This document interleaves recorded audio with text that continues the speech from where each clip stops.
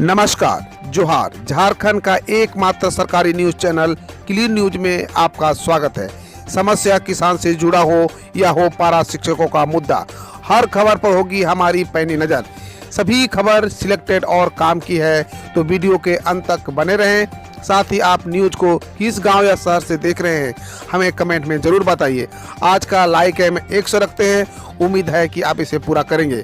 और रोजाना पंचायत चुनाव का अपडेट पाने के लिए चैनल को सब्सक्राइब कर बेल आइकन को प्रेस करें। तो चलिए जानते हैं आज का मुख्य समाचार। जानिए झारखंड के किस जिले में महिलाओं ने उठाया शराबबंदी का बीड़ा, शराब बेचने वालों को दी चेतावनी। एक और झारखंड सरकार ने शराब से होने वाली मौतों पर मुआवजे का कानून विधानसभा में पारित किया, तो दूसरी तरफ महिलाओं ने शराबबंदी का अभियान शुरू कर दिया। महिलाओं ने शराब बेचने वाले और उसका सेवन करने वाले दोनों को चेतावनी दी है। महिलाओं ने साफ कह दिया है कि अगर किसी ने शराब बेची तो उसे सजा मिलेगी, अगर किसी ने मदिरा का सेवन किया तो उसे भी सजा मिलेगी। गढ़वा जिले के मेराल प्रखंड में अभी इस अभियान की शुरुआत हुई है। झारखंड में आगामी 6 दिनों तक होगी बारिश, जाने कैसा रहेगा रांची का मौसम। झारखंड में अगले 6 दिनों तक बारिश होगी। मौसम विभाग ने शुक्रवार को यह पूर्वानुमान जारी किया। रांची मौसम विज्ञान केंद्र ने जो पूर्वानुमान जारी किया है उसमें कहा गया है कि 6 अगस्त से 11 अगस्त तक राज्य में बारिश होगी। इसमें कहा गया है कि 6 अगस्त को राज्य में कई जगहों पर हल्के से मध्यम दर्जे की वर्षा की प्रबल संभावना है। झारखंड विधानसभा का मानसून सत्र स्थगित होने पर सीपीआई एमएल की नाराजगी, बोले विरोध के बाद भी चलना चाहिए था सत्र। झारखंड विधानसभा का मानसून सत्र निर्धारित कार्य दिवस से एक दिन पहले स्थगित हुई। इस पर भाकपा माले ने सरकार पर नाराजगी जाहिर की है। कहा कि मानसून की तरह इस बार विधानसभा का मानसून सत्र रहा। काफी उम्मीद थी कि इस सत्र में राज्य के अहम मुद्दों पर चर्चा होगी, लेकिन यह सत्र हो हंगामे के भेंट चढ़ गया। भाकपा वाले विधायक विनोद सिंह ने कहा कि सरकार को विरोध के बावजूद सत्र को चलाना चाहिए था। निशिकांत दुबे को लोकसभा में दावा, झारखंड के 1800 स्कूलों में हो रही है शुक्रवार की छुट्टी, एनआई करे जांच। झारखंड के गोड्डा से बीजेपी सांसद निशिकांत दुबे ने शुक्रवार को लोकसभा में दावा किया है कि झारखंड में 1800 स्कूलों में रविवार के बजाय शुक्रवार को छुट्टी हो रही है, जो इसका प्रमाण यह है कि देश इस्लामीकरण की तरफ बढ़ रहा है। उन्होंने सदन में शून्यकाल के दौरान यह विषय उठाते हुए कहा कि इस मामले की जांच राष्ट्रीय अन्वेषण अभिकरण यानी एनआई से कराई जाए, ताकि बड़ा संदेश दिया जा सके। महंगाई के खिलाफ कांग्रेस का प्रदर्शन, राजभवन पहुंच मोदी सरकार पर निशाना, कई हिरासत में। महंगाई और बेरोजगारी के खिलाफ झारखंड कांग्रेस ने देशव्यापी आंदोलन के तहत रांची में राजभवन के समक्ष प्रदर्शन किया। प्रदेश कांग्रेस कार्यालय से सभी विधायक, मंत्री और कार्यकर्ता जुलूस के रूप में सुभाष चौक, कचहरी चौक होते हुए राजभवन पहुंचे। इसके बाद जाकिर हुसैन पार्क के पास से सभी बैरिकेडिंग क्रॉस कर राजभवन के मुख्य प्रवेश द्वार पर पहुंच गए और विरोध प्रदर्शन किया। इस दौरान कई नेताओं को हिरासत में लिया गया। मंत्री बन्ना गुप्ता ने कहा कि मोदी सरकार जन मुद्दों को गौण कर विपक्ष को डराने में लगी है।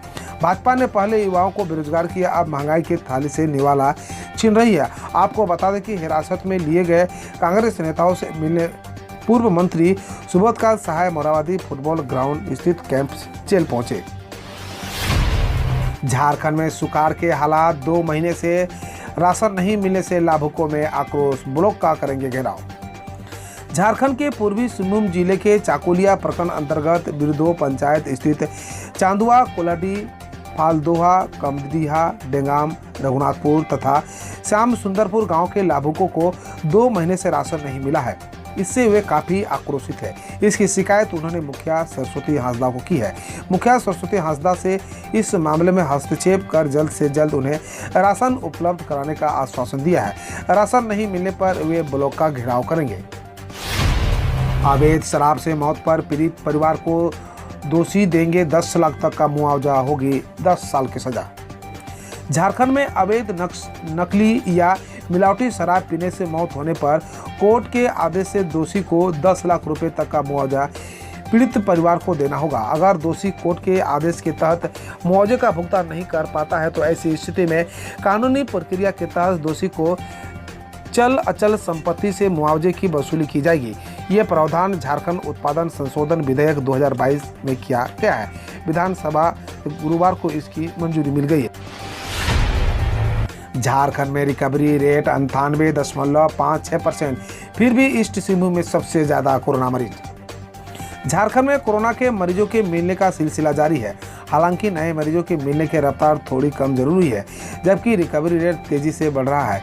इस बीच राज्य में रिकवरी रेट 98.56% पर पहुंच गया है। इसके बाद भी सबसे ज़्यादा मरीज ईस्ट सिंहभूम में मिल रहे हैं। फिलहाल यहाँ 366 एक्टिव मरीज हैं, जबकि रांची में मरीजों की संख्या अब 193 हो गई है। पूरे राज्य में कोरोना के अब मात्र 1011 एक्टिव मरीज बचे हैं। झारखंड हाईकोर्ट के आदेश पर फिर लटकेगा अधिकारी व कर्मियों का प्रमोशन। झारखंड हाईकोर्ट के आदेश के बाद एक बार फिर राज्य में प्रमोशन पर रोक लगने वाली है। कार्मिक विभाग इस दिशा में कार्रवाई कर रहा है। विभाग ने इस संबंध में संचिका बढ़ा दिया है। जल्द ही आदेश जारी होगा। प्रमोशन पर रोक लगाने के साथ सरकार के पदाधिकारियों कर्मचारियों को फिर झटका लगेगा। इससे 125 से अधिक सचिवालय सेवा संवर्ग के अधिकारी हैं, जिनके प्रमोशन के लिए जल्द ही डीपीसी की बैठक होने वाली थी। इनका मामला अब लटक जाएगा। इनमें बड़ी संख्या में अवर सचिव से उप सचिव व उप सचिव से संयुक्त सचिव पद में प्रमोशन होना था। वहीं पुलिस विभाग में एएसआई सहित अन्य अधिकारी कर्मियों का प्रमोशन तक रुक जाएगा। पथ निर्माण, भवन निर्माण, कृषि, नगर विकास सचिव कई विभागों में प्रोन्नति रुक जाएगी। जानिए किस दिन मिलेगी किसानों को 12वीं किस्त, खाते में आएंगे 2000। पीएम किसान योजना के करोड़ों किसानों के लिए जरूरी खबर है। पीएम किसान सम्मान निधि योजना की 12वीं किस्त का इंतजार जल्द खत्म हो सकता है। संभावना जताई जा रही है कि अगस्त के अंत में किस्त को लेकर सूचना जारी कर दी जाएगी और सितंबर के पहले सप्ताह में 12वीं किस्त को पीएम नरेंद्र मोदी द्वारा जारी किया जा सकता है। अगली किस्त के लिए अन्नदाता पीएम किसान पोर्टल की आधिकारिक वेबसाइट पर अपडेट कर सकते हैं। एसएससी उम्मीदवारों के लिए ताज़ा अपडेट। अक्टूबर में होगी ये परीक्षा, यानी किन पदों पर होनी है भर्ती। एसएससी ने 2022 जूनियर अनुवादक और वरिष्ठ हिंदी अनुवादक भर्ती के लिए आवेदन मांगे हैं, जिसके आवेदन की प्रक्रिया 4 अगस्त को पूरी हो गई है। कल शाम 5 बजे को फीस जमा करने का आखिरी मौका था। वहीं शनिवार 6 अगस्त को यानी आज window for the application form correction की तिथि और सुधार शुल्क का ऑनलाइन भुगतान किया जा सकेगा। इन पदों के लिए कंप्यूटर आधारित परीक्षा अक्टूबर 2022 में आयोजित की जाएगी। अगस्त में कर्मचारियों को मिल सकता है बड़ा तोहफा, 90,000 तक बढ़ेगी सैलरी। केंद्रीय कर्मचारियों को अगले महीने एक साथ कई सौगात मिल सकती है। इसमें महंगाई भत्ते के साथ फिटमेंट फैक्टर भी शामिल है। ताज़ा मीडिया रिपोर्ट्स के अनुसार लंबे समय से उठ रही केंद्रीय कर्मचारियों की मांग को पूरा करते हुए अगस्त में फिटमेंट फैक्टर बढ़ाने पर विचार किया जा सकता है। अगर सहमति बनी तो इसे 1 सितंबर 2022 से लागू किया जा सकता है और इसका लाभ 52 लाख कर्मचारियों को मिलेगा। हालांकि सरकार की तरफ से कोई आधिकारिक बयान सामने नहीं आया है। रेलवे में 2,97,000 से अधिक पद खाली, 2021 के मुकाबले रिक्त पदों की बड़ी संख्या। रेल मंत्री अश्विनी वैष्णव ने शुक्रवार को राज्यसभा में बताया कि वर्ष 2021 के अंत तक भारतीय रेल में 2,87,985 पद रिक्त थे, जबकि जून 2022 में संख्या बढ़कर 2,97,600 हो गई है। वही एक अन्य सवाल के जवाब में रेल मंत्री ने बताया कि पिछले 3 महीनों के दौरान रेलवे में किसी भी पद का समाप्त नहीं किया गया है। विज्ञान पर आधारित विश्व की पहली संस्कृत फिल्म यानम का 21 अगस्त को होगा प्रीमियम। राष्ट्रीय पुरस्कार विजेता फिल्मकार विनोद मनकारा की फिल्म यानम संस्कृत भाषा में विज्ञान पर आधारित विश्व की पहली फिल्म है।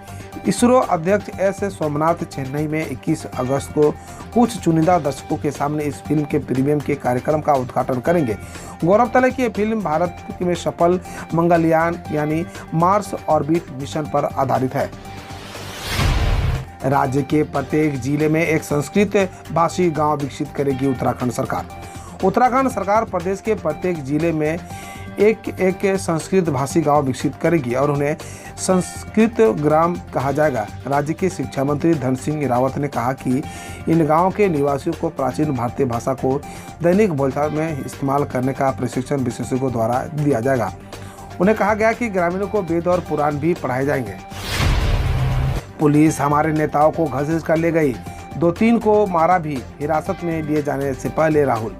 महंगाई व बेरोजगारी को लेकर शुक्रवार को दिल्ली में कांग्रेस के विरोध प्रदर्शन के बीच हिरासत में लिए जाने से पहले कांग्रेस नेता राहुल गांधी ने कहा कि पुलिस हमारे नेताओं को एक एक कर घसीट कर ले गई, 2-3 को मारा भी। काले कपड़ों में पहुंचे राहुल गांधी ने कहा, लोगों की बेरोजगारी और महंगाई के मुद्दे उठाना हमारा काम है। दिल्ली में पाइपलाइन वाली रसोई गैस की कीमत ₹2.63 प्रति यूनिट बढ़ी। इंद्रप्रस्थ गैस लिमिटेड ने शुक्रवार को बताया कि इनपुट लागत की वृद्धि कारण दिल्ली में पाइपलाइन वाली रसोई गैस की कीमत ₹2.63 प्रति यूनिट बढ़ोतरी की गई है। दिल्ली में पाइप से गैस की कीमत ₹47.96 स्टैंडर्ड क्यूबिक मीटर थी, जो अब ₹50.59 प्रति स्टैंडर्ड यूनिक मीटर होगी। गौरतलब है कि यह 2 सप्ताह से भी कम समय में दूसरी बढ़ोतरी है। कांग्रेस के देशव्यापी विरोध प्रदर्शन के मद्देनजर नई दिल्ली जिले में धारा 144 लागू। बेरोजगारी और महंगाई को लेकर शुक्रवार को कांग्रेस के देशव्यापी विरोध प्रदर्शन के मद्देनजर जंतर मंतर को छोड़कर पूरे नई दिल्ली जिले में CRPC की धारा 144 लागू कर दी गई है। दिल्ली पुलिस ने कहा, सुरक्षा, कानून व्यवस्था और यातायात कारणों को देखते हुए 5 अगस्त को नई दिल्ली जिले में विरोध प्रदर्शन, धरना, घेराव की अनुमति नहीं दी जा सकती है। यूपी की गौशाला में चारा खाने के बाद 55 गायों की मौत, सीएम ने कहा, दोषियों को बख्शा नहीं जाएगा। उत्तर प्रदेश के हसनपुर में एक गौशाला में बृहस्पतिवार को कम से कम 55 गायों की मृत्यु हो गई। अमरोहा के जिलाधिकारी BK त्रिपाठी ने बताया कि एक गौ आश्रय स्थल पर चारा खाने के बाद गाय बीमार पड़ गई। पशु चिकित्सकों को गायों का इलाज करने के लिए खाना दिया गया। वहीं मुख्यमंत्री योगी आदित्यनाथ ने कहा, दोषियों को बख्शा नहीं जाएगा। स्वतंत्रता दिवस के मद्देनजर दिल्ली में 16 अगस्त तक ड्रोन आदि गतिविधियों पर रहेगा प्रतिबंध। दिल्ली पुलिस ने स्वतंत्रता दिवस पर सुरक्षा के मद्देनजर राष्ट्रीय राजधानी में मानव रहित हवाई उड़ानों पर प्रतिबंध लगा दिया है। इस दौरान दिल्ली में UAV, USB, पैराग्लाइडर्स, पैरामोटर्स, माइक्रोलाइट्स।